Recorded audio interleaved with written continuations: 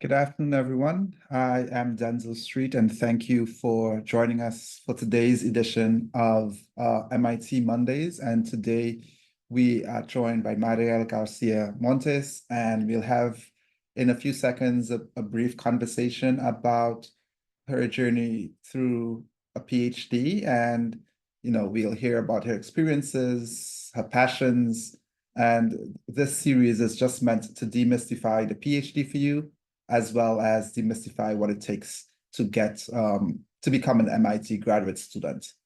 So just a few housekeeping notes. Attendees, if you can use on your dashboard, Zoom dashboard, you would see a Q&A function. Feel free to just ask your questions there, and we'll leave significant time at the end of today's presentation so that you can engage with Mariel with any questions you may have. I'll start off by saying I'm Denzil Streete. I am Senior Associate Dean and Director of Graduate Education here at MIT, and MIT Mondays is being put on through our grad diversity unit within the Office of Graduate Education, as I said, as a way to demystify graduate education, but more importantly, to serve as some pipeline development for students who may be thinking about MIT as the place of study. So with that, let me introduce our guest today. And Mariel, thank you for joining me. If you want, can you introduce yourself and tell us a bit about your background? Where are you from? Where did you go to undergraduate? What was your major? Anything you think pertinent for our audience? Yes, thank you, Denzil, for inviting me. For me, it is always an honor to speak about my life at MIT because it has been the academic home of my dreams.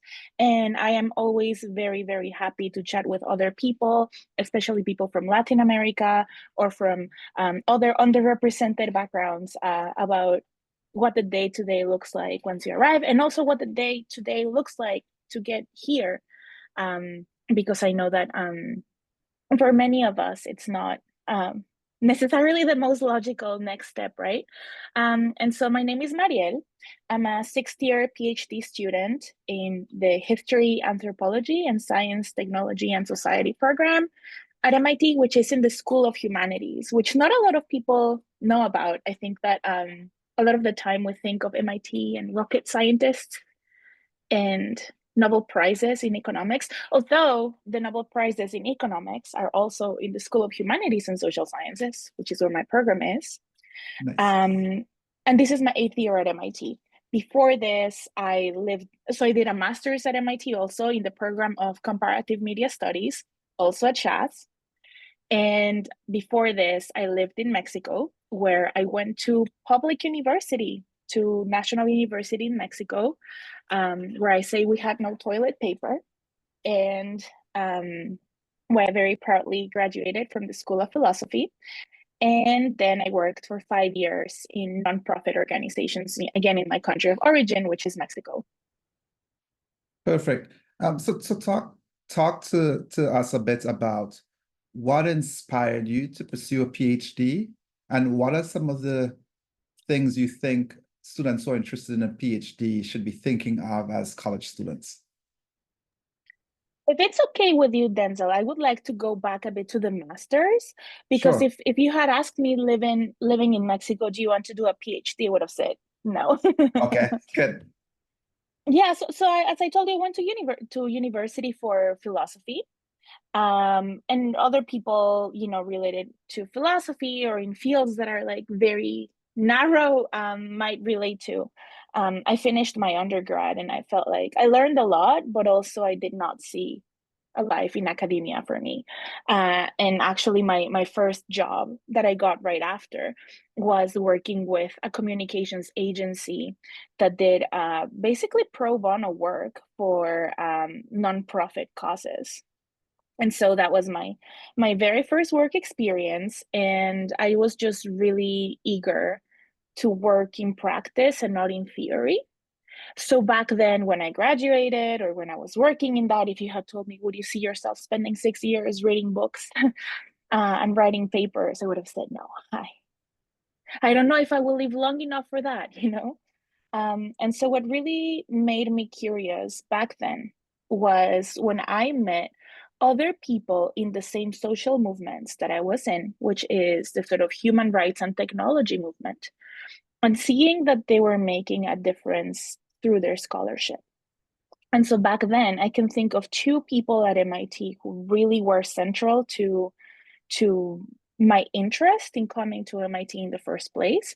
And so the first one was my master's advisor in CMS, Dr. Sasha Constanza Chalk, who wrote a very influential book called Design Justice. And he's just really one of the most prominent figures in my field of human rights and technology. And the other person was, back then she was not a professor, but she was an alumna of MIT, Catherine D'Ignazio, who also authored the book Data Feminism, and is also very prominent in gender rights and feminism and technology. So knowing of both of them and other people in the Center for Civic Media, which no longer exists, but was the sort of like space that I identified with when I was in Mexico. That is what gave me the sort of drive or the interest in sort of saying, I would like to spend a couple of years at MIT working on the sort of theory and practice of these issues, and then go back to my country of origin. Nice. So I think I just want to underline a couple things that I got from your story, and I should let the audience know. So I have not spoken to Mariel before today because I wanted to make this conversation as genuine as possible so that I'm learning about you and your research at the same time as the audience is, right? So two things I want to highlight. One, the fact that you first pursued a master's degree and then you moved to the PhD, and we'll come back to that transition and your thinking then a little later. And then one, after graduating college, you worked for a bit, right? And I think for many students, the assumption is everyone moves from college straight into a PhD program, and that's that, and that progression is a linear one, as opposed to no, different folks may have different realities and different needs at a particular point in time. And so in your case, you took time off, you worked. Do you mind saying how long you worked before coming to the master's program? About 5 years. So perfect. So Mariel worked for about 5 years and then pursued graduate education, right? So I want our audience to know that often I meet students who apply to, let's say, a PhD program right out of college, wasn't admitted anywhere, and think that's the end of the world, right? So thank you for sharing that. Do you think that there's any looking back now, do you think that there's any advantage you gained in sort of pursuing employment after college and then applying to graduate school? Yes, I think that there is something to be said about that. Sorry, I removed the spotlight for myself because I also wanted you to be visible, and now so we'll let someone else do that. So I'm sorry if you see me clicking around. I think that I mean, as you say, there's no linear path to anywhere. And this is not to sort of take away from the people who do go straight from their undergrad into their fields of academic expertise, and they graduate from their PhD by age 30. I that there is also a place for that, and there are disciplines where you really do have to do that. So sort of more theoretical stuff. If I had wanted to stay in philosophy, that's what I should have done. I should not have taken time off to work. So I think that there is room for that kind of expertise. There definitely is. In my case, I knew that I was very invested in social movements and also the philanthropy space, and seeing what it looked like in practice. And then a lot of the time people ask me, so how did you go from philosophy to that? And I think that one of my classmates, again, I'm from Mexico, and so one of my classmates, when I was wrapping up my studies, was arrested in a protest. And it was a moment of where, I mean, I can with a hand on my heart say that she was not like agitating or being civilly disobedient, which I am, again, not to dunk on people who were, but this is someone who was in the wrong place at the wrong time, at a time of student repression in protest. And she spent about 2 months in jail. And I remember meeting a human rights lawyer who was working pro bono on her case and other people's cases, because he knew that this was a sort of just injustice of Right.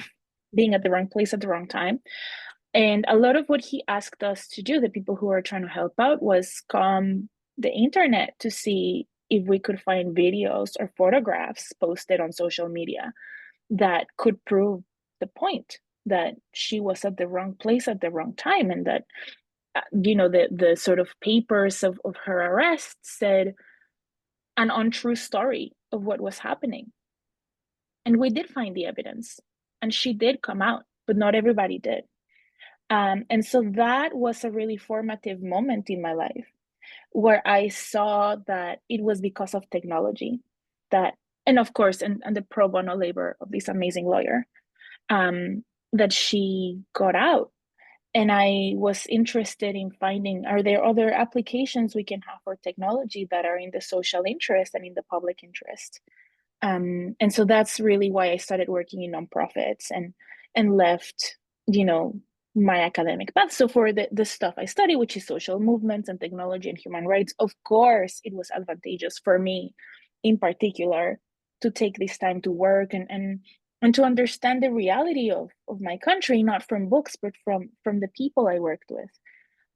But again, if you're coming more from other disciplines where that kind of empirical data just does not figure, then don't feel like you have to sort of take a break and do it. I feel like both paths are valid.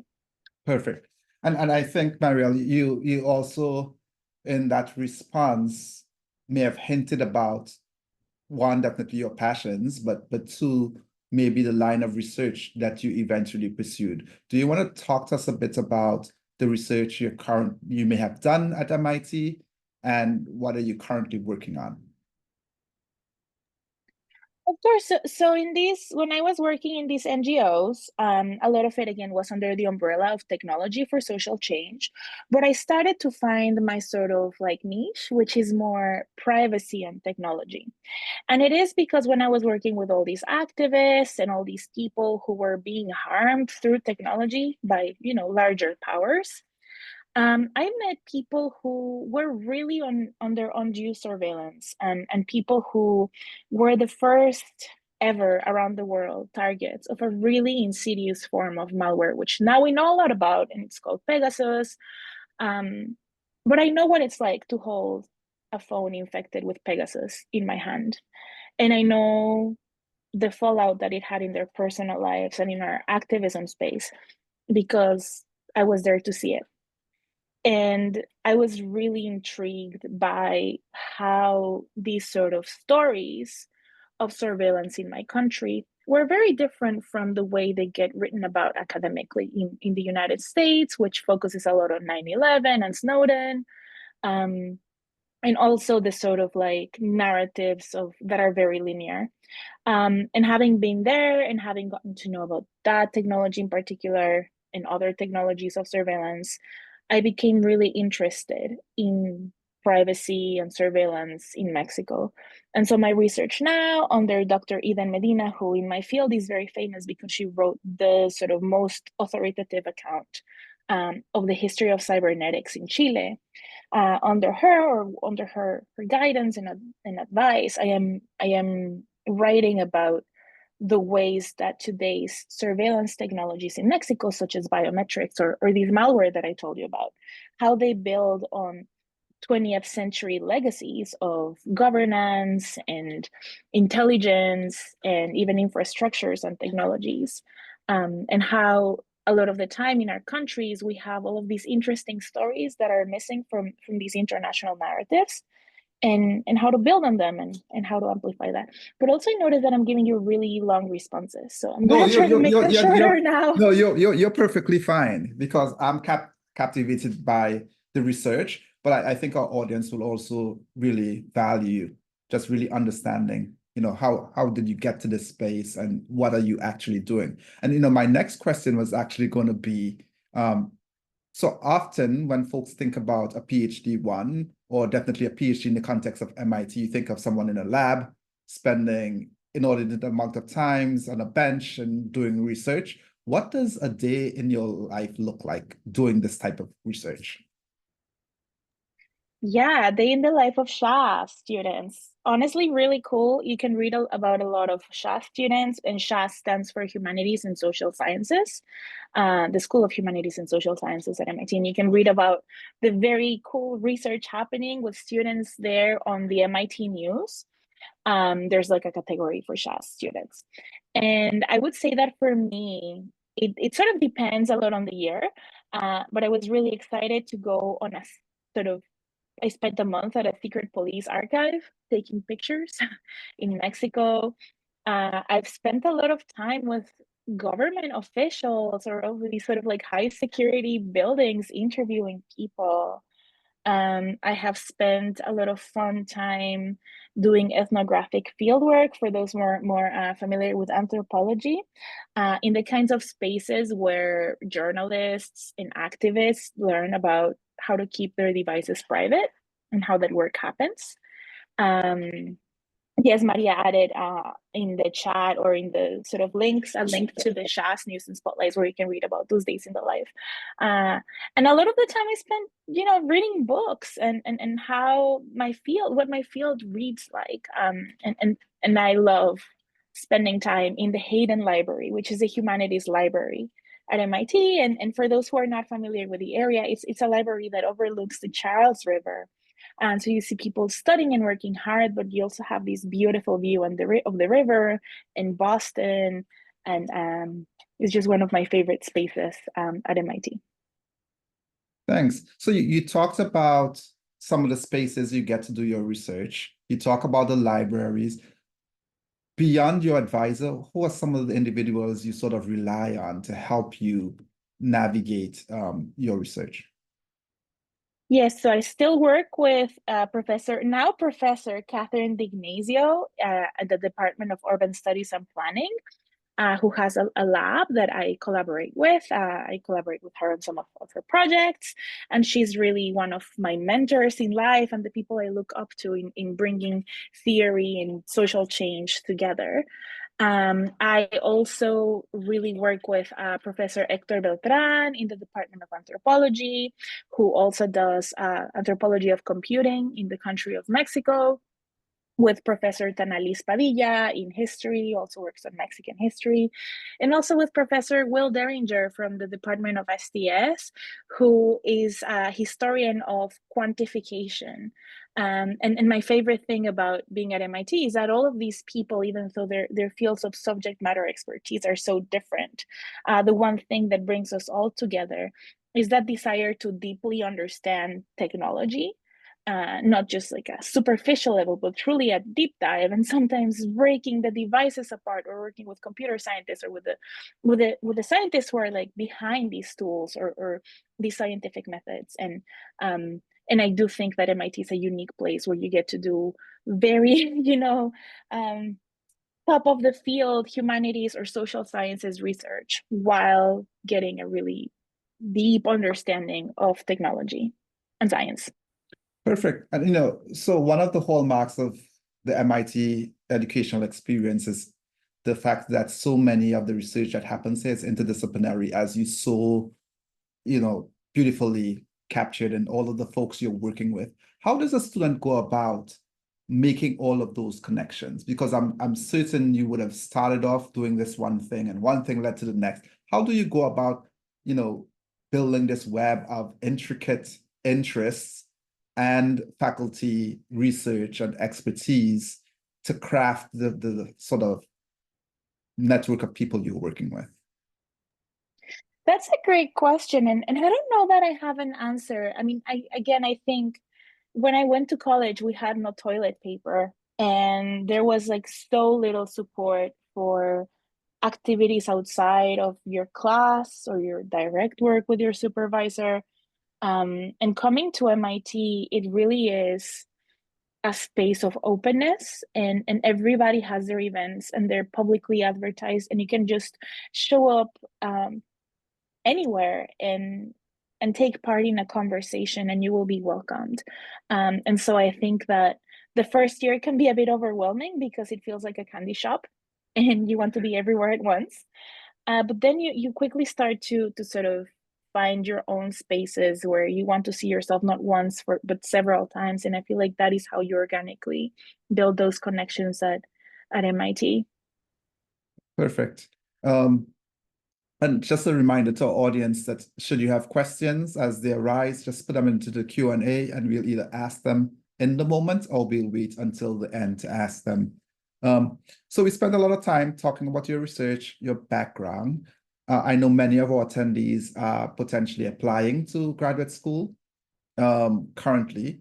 So talk to us about knowing what you know now. What are the sort of key points that you think a prospective student should be thinking about as they apply to graduate school? Where should their focus be? How do they be as competitive as possible in the application process? Yes, as you were asking the question, I very selfishly went and grabbed the link that I hope everybody can see it. I put it on the webinar chat, and if not, I'm sure that we'll attach it to the materials of the webinar. I wrote this blog post in my first year of my master's about the things I wish I had known before applying. Perfect. Because again, in my time then, I was not in academia anymore, so I didn't really have a professor I could ask, and I had to really do the sort of like the research labor and find out how this whole system of applications worked, and I got rejected my first attempt. I was denied, and so this is the sort of post where I go in detail into what I wish I had known and also what I learned through rejection about these applications. And now, and maybe I should update it because now I have been 8 years later, I have been in an admissions committee for my program at STS, and I think that of all the things I wrote in that post, the most central one for humanities and social sciences, I would not want to speak for people in physics or computer science, but for humanities and social sciences at MIT, the most important piece of your application is your statement of objectives. And if you're going to be spending brain power and time on anything in your application, it really should be that.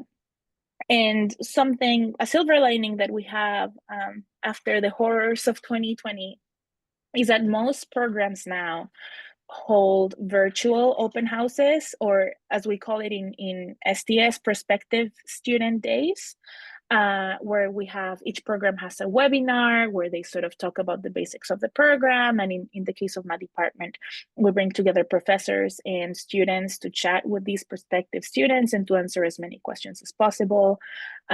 So that is a sort of space where throughout MIT HASTS, you can find some information that will come in handy as you prepare your application.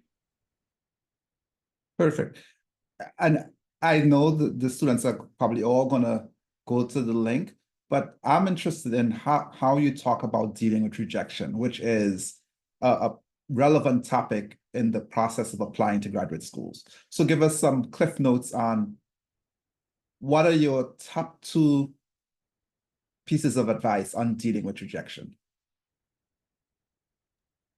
Yeah, whenever I have a conversation about applications with anyone, I always close it on the same note, which is that as I told you, in my first attempt, I was rejected. And I don't think there's anything that can prepare you for that rejection because, and especially for people in minoritized groups, I think that a lot of the times we sort of feel like it's a statement on our intelligence, or it's a statement on our preparedness or expertise. And when we get denied, all of these ugly feelings of insecurity and lack of, readiness begin to bubble up. And there's really nothing I can tell you that can shield you from that. I think that you will go through the motions, which I hope you will not. I hope that you will succeed and that you will not have rejections. But if you do, which I did, um, the one thing in retrospect I wish I knew back then was that it is like applying for a job. I think because you're applying to an educational institution, you sort of think of it as applying to school and a statement on intelligence or how good you are at school. And it really is more like applying to a job where there's a finite set of resources and a kind of series of tasks that your program or your department has to achieve. This is very like concretely visible in, for example, computer science, where the funding works in that your PI or your professor is the one who writes a grant for a very specific kind of project. And so this professor will hire students best aligned for this kind of project. And so if you had a different kind of project, then you're never going to get hired because that's just how the money flows. But it is to an extent similar, even though it's a bit less narrow in the humanities, in that every department is known for something and is good at something. And so that is part of what the program is, what the department does. And you're applying for a job in that department. And so you not getting hired says less about you and it says more about the department and what their needs were and what the resources were. And so in dealing with rejection, I just like to remind everyone that just as you would not take a rejection for a job so personally, maybe grad school is best understood as a job and less as a school. Perfect. No, that is a unique way of viewing it that I've never heard before. And I think it puts the process in perspective, but also helps an applicant think about, okay, how also to be strategic, right? In terms of what is the outcome you're really trying to achieve. So that's been really good. I'm sorry to interrupt you. I want to add a little one more data point about Sure. it from my time in the admissions committee, which was I didn't read a single application that was boring or that you're like, oh, this person is so out of place. That's not a thing. People put so much effort and they pour so much of their soul and their heart and their brain into these applications that I don't think anybody in an admissions committee is like, one more day in my life. It's really humbling. And as you go through and you have to make cuts and then make decisions on who to interview, I think at some point you reach you sort of like a point in the process where you realize that if you close your eyes and grab someone at random, that person would do great. And it really comes down to a sort of resource allocation problem. And so again, if you ever find yourself on the other side of sort of decisions and it's not favorable to you, remember that there was probably someone making a decision and looking at your materials and thinking, oh man, this person would be great for the program, but I only have 3 spots to offer. Um, and you really don't know what circumstances led to that kind of decision. And maybe I'll want to take you a little further, Mariel, to the extent you feel comfortable from that experience. What do you think are some critical things that students should be thinking about as they put together those applications so that they'll have disproportionately a better chance of admission? Yeah, I mean, again, nobody can sort of like anticipate what is needed for success, right? Like I cannot give you a recipe, but I can tell you what not to waste your time on, or especially your heart on. And I think that a lot of the time, and this was a concern for me back when I was working and again away from school, I think that I really worried, oh, I'm coming from Mexico, I'm coming really from the workplace, not from university. I don't really have any big names in the field who can vouch for me through a letter of recommendation. What am I gonna do? And then after seeing the admissions, I realized how little weight that actually has in the decision. What committees care about is that the person who writes your letter, whoever they are, however unknown they are, that they really do vouch for you, and that they really can speak about who you are as a person and as a colleague and as a student and as a worker, and that they truly vouch and cheer on you to get this, regardless of whether they're famous or not famous. And so I feel like if I had known that, going in my first year, I would have thought about my letters a bit differently. The other thing is, truly, I would have worried a bit less about the GRE, which was really the bane of my existence. For a year, I speak about the horrors I lived that day. I know I'm a bit dramatic. I would have focused more on my statement of objectives. That's really where all of your effort should go. Perfect. And so pivoting a bit as we sort of wrap up this part of the event, and then we'll take some live questions. What inspires you to keep going?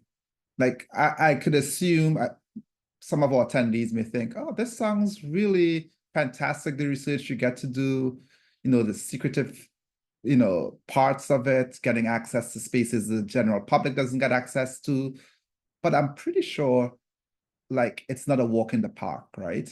So what keeps you going? And maybe talk to us about what are some of those tensions that exist that make the research that you do difficult? I think I completely underplayed or underestimated the difficulty of immigration, of leaving the place that you've known for your entire life and where your loved ones are, to move to somewhere different for a different opportunity. And I really suffered my first 2 years. I think I was very depressed back then. And it really did take me like 2 or 3 years to acclimate to being here, in ways that I can sort of function more sort of readily and without depression, and just sort of like learning a new culture, learning building social networks, especially while you're quite busy and while you're getting used to the dark and cold of the Boston winter. So honestly, I really underestimated how difficult that would be. Um, and again, I mean, everybody has their own coping mechanisms for getting through challenging portions of their lives, I guess. But I guess what kept me going was the sort of hope that, tomorrow, nothing about today is predictive about tomorrow in terms of how you feel. You maybe do not want to get out of bed today, but that doesn't tell you how you will feel tomorrow. And I cannot tell you that I had like successful treatments or whatever. I mean, I was not like a sort of I did not personally, thankfully, struggle with having to, go down the psychiatric path of recovery, which no shame again for the people who do, but I was just lucky that I did not have to seriously engage in that.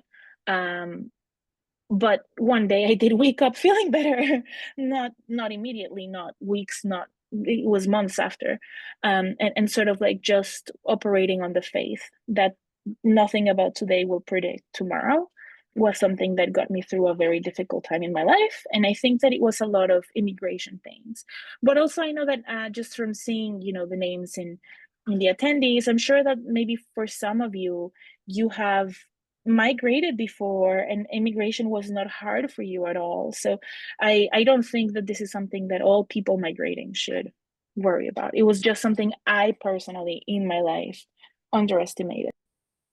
Perfect. And this gives me the great opportunity to just Maria is going to help us in the chat with just providing our attendees with some understanding of the mental health supports available on campus for graduate students, because I think that's one of the hallmarks of what we actually do well here in terms of the supports, both grad support, which is within the Office of Graduate Education, and then the student mental health and counseling team, which facilitates students getting access to 52 weeks or 52 visits from a mental health care provider at no cost, and then additional beyond that 52 visits just costing $5 in copay, right? So that's a really great advantage of the infrastructure here at MIT. So many of our attendees, a theme that we've heard has been around, I don't know if it's the imposter syndrome or what it is, but students feel very hesitant about, well, the confidence to know that they're actually really great. But then applying to a place like MIT is very intimidating. How do you recommend students think about that and getting the confidence that they too can be a student here? I would say don't be the person to close the door on yourself. Let someone else do that for you. And I think that applies to so many things in life. And you don't have to be cocky about it, and you don't have to be, arrogant about it. But a lot of the time, you just have to recognize in that sort of like lack of expertise that you have, it might be hard for you to judge if you're the person who does not belong here. So why not ask someone else through applying? Uh, Again, with a caveat that if you do get denied, it's not that you don't belong, it's that the resources are finite. But don't be the person to close the door on yourself, and learn from the process. And the other thing about graduate school applications, not just to MIT, but really to any school, even in your own country, is that when you are coming up with the very specific document that is a statement of objectives, especially in the US context, you are really crafting a narrative about who you are and why you are best positioned to carry out this specific project that interests you.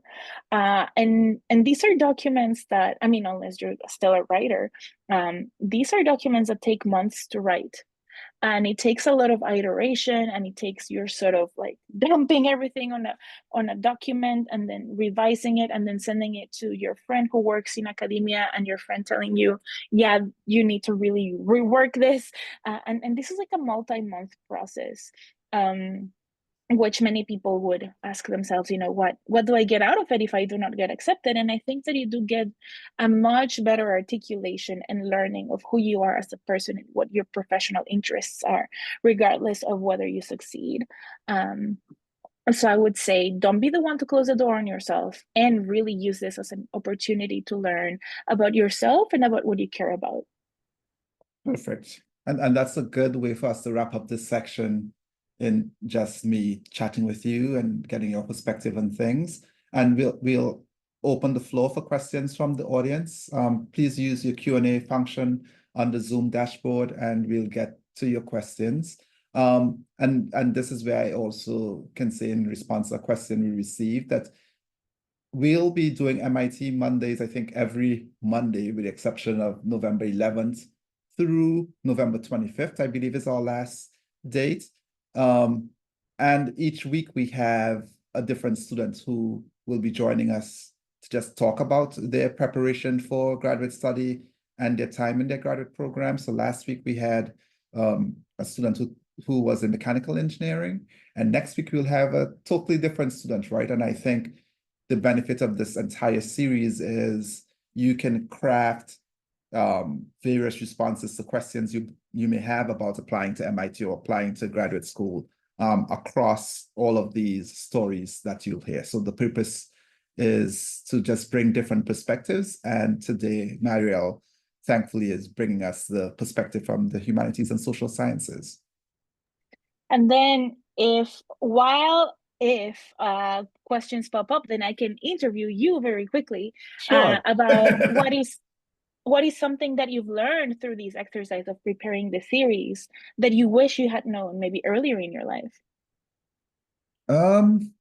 That's a good question. So one, I'll say I've been doing this format of talking to graduate students just out of my own sort of academic interest. So I would have received a PhD some time ago at an Ivy League institution and had a really horrible time in that program. And that sort of set the foundation for the work that I'm doing now, right? I figured that nobody who looks like me should be having those experiences in a high quality doctoral program. So for at least 5 years now, I've been doing it at different institutions, whether I was at Yale or before MIT, I was at Berkeley. I would do these things called boot camps where I just utilize storytelling to demystify graduate education for minoritized individuals. And so often, so 5 years of these conversations, I think one theme that, well, two things that come to mind. One is this, and you talked about it, Mariel, the significant time that it takes to prepare a really competitive application packet. And often folks think, oh, the deadline is December 1st. I can start on November 15th. And over the Thanksgiving break, I could put together something spectacular. Possible, but to give yourself a really good chance, I would say you should start much earlier in the process, right? And be intentional, right? So that's one. Another theme that I think comes up often, and I think it's where the final question sort of originated, was students who just counted themselves out. They just felt because of the type of institution I attended, because of the background of my parents, because of what they perceive to be a non-competitive GPA, I could never be at an institution like that, right?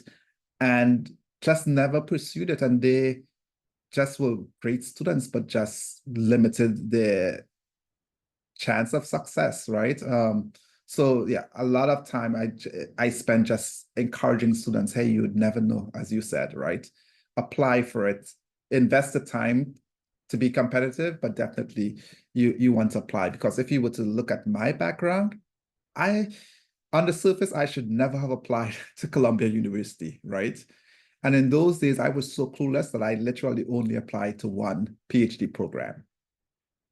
From St. Francis College, Brooklyn, New York, a small college of 2,500 students, right? So looking at my background, you'd say, oh, you should just go find a job. You'd never get into a PhD program, far less one at an Ivy League institution. So I like to just encourage students that, follow your passions, take advantage of opportunities where folks would offer to help, and put your name among those to be considered, and you never know where things will lead.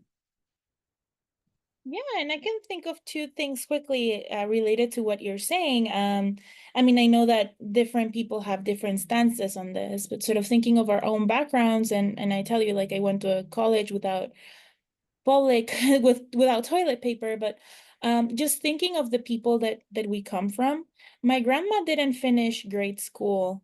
She worked since she was young, to give her children a better life.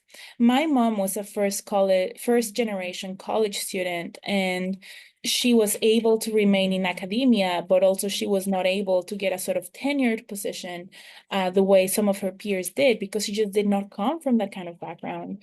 And so in a way, and she never got to study abroad. So I feel like in a way, I owe it to them to live their dreams and their aspirations that they had for me. And it is an honor, really, that, and I know I do not lose sight of how I am able to be here only because of their work. And I think that we all have, in minoritized groups, we all have this debt to our ancestors and to the people who really enabled us along the way.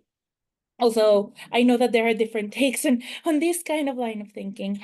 And then the other thing I wanted to say was that one of the great things about MIT is that, as you say, I'm learning a lot from my advisor and from the people I directly work with. But what a privilege it is to be able to learn from your expertise. I mean, you're not in my committee and you're not my professor, but you're a subject matter expert in equity in education. And for all of us to be able to benefit from your expertise and to learn from it. And I feel like that's something very unique about MIT, that everywhere you look, everyone is a rock star. And what an honor and what a privilege it is to be among the stars. Indeed. And I think we just got a question. How different do you think your experience at MIT would have been if you went straight to MIT from undergrad instead of working for 5 years? Wow, that's a great question. I've never thought about this before. I would not have been accepted. But don't tell that to anyone. I don't know, Robin. I think I would not, personally, I would not have had the time to identify and in a way become an expert about a field that was very different from what I studied in my undergrad, because I really did change lanes. And so if I had gone straight for my undergrad, maybe I would have applied to MIT philosophy. I don't know. I would not have applied to the kind of program I'm in. So I would have been very ignorant personally about the topic I study today. But I also think, as I was saying earlier, that there are some people for whom going through academia just straight and staying in the same lane definitely works. And I have witnessed some expertise and wisdom from really young students who are about to graduate from their PhD because they just stayed on, and the sort of academic maturity that they reach is incredible, and it's beautiful to watch. As an older person, I'm almost 35 because I've been eight years at MIT and I took 5 to work, so I'm 34. So for me to look at younger people and see the academic maturity is also very exciting. So I would say this is something that you need to find out for yourself. It wouldn't have worked for me, but if it would work for you, then all the power to you. Perfect. And thanks for that question. I'll ask you a question that I hated that folks ask me. What's next? Like, what are you thinking of? Where does the research go? Professionally, where do you go? What's next? I am still figuring that out because again, for me, it is very important to do research that sort of feeds into social movements, and into the public interest.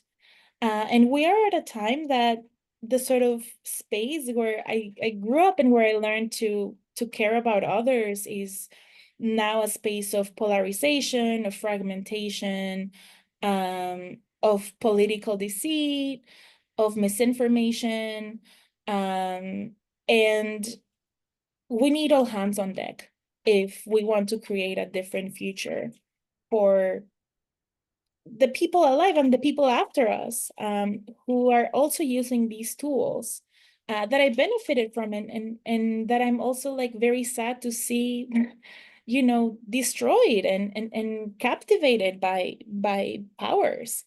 And so I want to find a position as a researcher, of public interest technology, where I can continue to build on this body of knowledge, but especially apply it to real, not to theoretical issues. And so my task in this final year is to find out if there are academic spaces where I can continue to do it, which I would love, or if it's honestly a matter of going back to my roots in civil society and joining a research effort there. But stay tuned because we will find out. Hopefully Nice. sooner than later. Nice. Or maybe it will be denied again, and I will be, practicing what I told you of telling Right. myself, hey, it's So a job. I know we'll all be looking, well, cheering on from the sidelines, definitely, and exciting, because what more timely topic, right? Given the political climate, given the sort of chatter about privacy, right?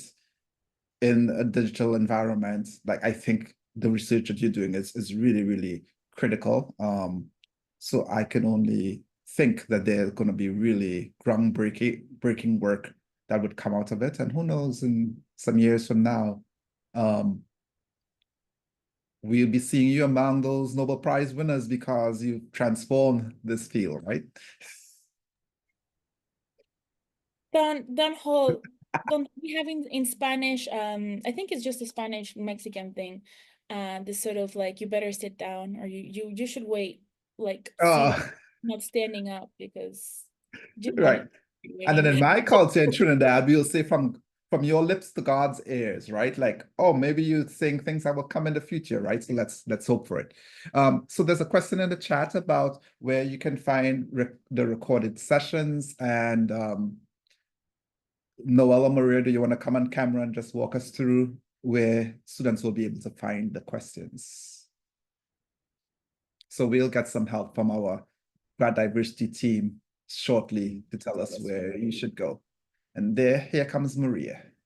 Hi, everyone. We will be updating the website with including the names of the students that and their departments for the upcoming sessions. That way you know who will be next. It's also in the chat right now. And we will also be linking the recording. So for Mariel's and then the one we had last week, Brandon Rios in mechanical engineering as well. So you should see that shortly. And I would say we'd update in the next hour. Perfect. Thank you so much, Maria. And again, I would say you should you should, to the extent possible, attend them all, because you're going to get really valuable nuggets from each conversation, right? And I try to have each conversation be different, because different individuals, different fields, but to pull out different parts of the process, so that in a whole you'll be getting those responses. So I don't see any more questions. So Mariel, what I'll probably do is ask you, knowing what you know now, one piece of advice you'd give for the folks who are joining us live today and the folks who would encounter this recording sometime in the future.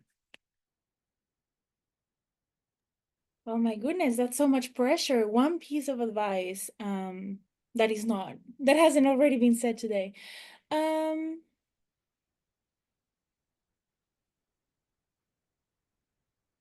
I guess I'm going to repeat myself a little, which is cherish the applications process.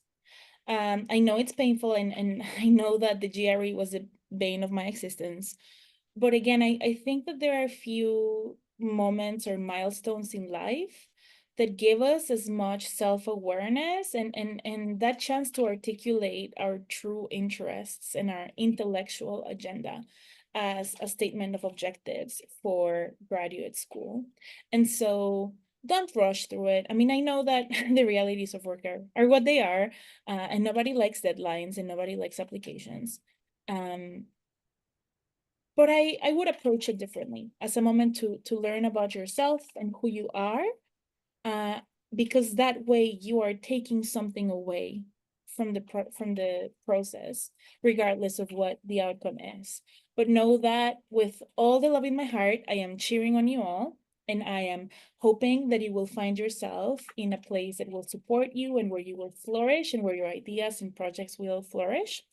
And I just thank you, Denzil, and I thank Maria and Noel and everybody who joined us today for this conversation. And again, my best of luck to all of you.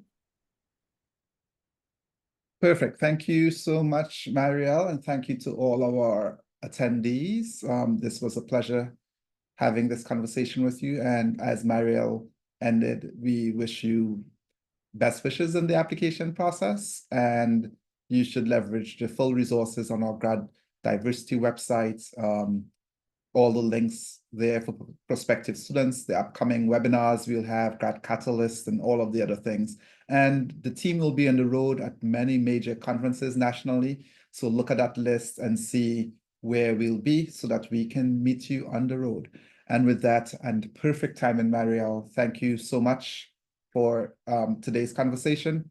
See you all next week for another edition of MIT Mondays. Goodbye.